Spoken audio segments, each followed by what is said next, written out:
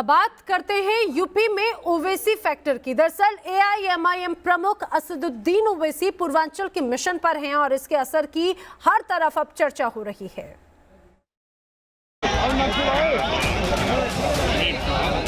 आजमगढ़ में AIMIM supremo Asaduddin Owaisi की जनसभा में भी क्या संकेत दे रही है? ओवैसी के मिशन पूर्वांचल का क्या होगा असर? ओवैसी जब वाराणसी पहुंचे थे तब भी वैसा ही माहौल नजर आया। असदुद्दीन ओवैसी यूपी में समीकरण साधने आए हैं। सुहेल देव भारतीय समाज पार्टी के ओम प्रकाश राजभर से वो दोस्ती निभाने आए हैं और अखिलेश पर वार कर रहे हैं। पहले से ही ओम प्रकाश राजभर कह चुके हैं कि ओवैसी हमारे साथ है और हम मिलकर आगे चुनाव को लड़ेंगे। तो आज कहीं ना कहीं से बनारस इसकी शुरुआत हुई है, जो आजमगढ़ और जौनपुर जैसे शहरों में जाकर के कार्यकर्ताओं से मीटिंग करेंगे। जिस समुदाय की आबादी राज्य में लगभग 19% हो, वोट बैंक के तौर पर उसकी अहमियत का अंदाजा लगाया जा सकता है। असदुद्दीन ओवैसी यूपी में मुस्लिम वोट बैंक को साधने आए हैं और इससे समाजवादी पार्टी में खलबली का अंदाजा लगाना मुश्किल नहीं है। हम लोग हमेशा लोकतंत्र पे विश्वास रखते हैं, समाजवाद पे विश्वास रखते हैं। हाँ, अगर ओवैसी जी ये कहना चाहते हैं कि भारतीय जनता पार्टी के समय उनको ज्यादा उत्तर प्रदेश में बुलाया जा रहा है, तो ये भारतीय जनता पार्टी और उनकी आपस का मामला है, मैं इसमें क्या बोल सकता हूँ। यूपी सियासत के जानकारों का कहना है कि आजमगढ़ और आसपास के जिलों में एआईएमआईएम का संगठन काफी मजबूत है।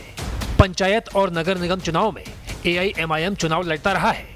2017 के नगर निगम चुनाव में एआईएमआईएम ने 78 सीटों पर चुनाव लड़ा था। 2017 में एआईएमआईएम ने 29 सीटों पर जीत हासिल की थी। असदुद्दीन ओवैसी के पूर्वांचल दौरे की चर्चा दूसरे पूर्वांचल में भी हो रही है।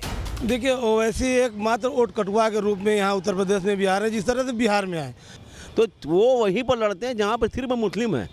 उनको चुनाव लड़ना तो पूरे अपने स्टेट में लड़े, वहाँ के मुख्यमंत्री बन जाए, इतना औकात उनके अंदर है। तो ये मुसलमानों को नुकसान कराना चाहते हैं, यहाँ हिंदू मुसलमान को बांटना चाहते हैं।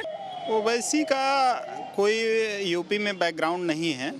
देखिए, यूपी में अगर ओवैसी आएंगे तो जो मुस्लिम ध्रुवीकरण का है, जो और पार्टियां इसका फायदा उठाती रही हैं किसी भी नाम पर, तो कुछ वोट उनके तो कटेंगे ही कटेंगे।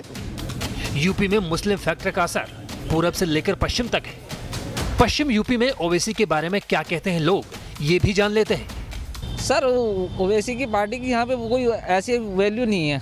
सर, मुझे नहीं लग पाता मुस्लिम वोट ओवैसी को दे पाएंगे।